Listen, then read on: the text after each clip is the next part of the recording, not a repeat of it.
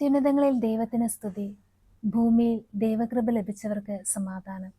സ്നേഹമുള്ളവരെ, ശാന്തിയുടെ ദൂതുമായി ഉണ്ണീശോ വന്ന് പിറന്നപ്പോൾ ഉണ്ണീശോ നമ്മോടൊരു ചോദ്യം ചോദിക്കുന്നുണ്ട്. എൻ്റെ സമാധാനം, സ്നേഹത്തിൻ്റെ ഭാവം, കാരുണ്യത്തിൻ്റെ രൂപം നീ അപരനും കൊടുക്കുമോ?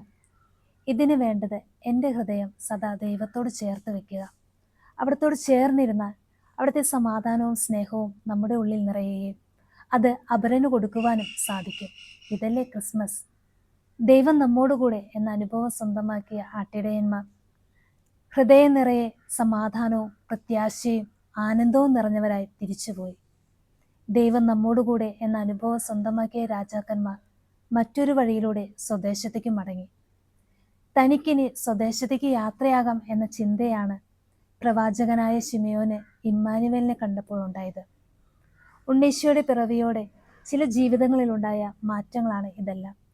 ക്രിസ്മസിന് വേണ്ടി ഒരുങ്ങുമ്പോൾ നമ്മുടെയും ജീവിതത്തിൽ മാറ്റങ്ങൾ സംഭവിക്കണം. അപരന് ക്രിസ്തു സാന്നിധ്യം പകരുവാൻ നമുക്ക് ഓരോരുത്തർക്കും സാധിക്കണം.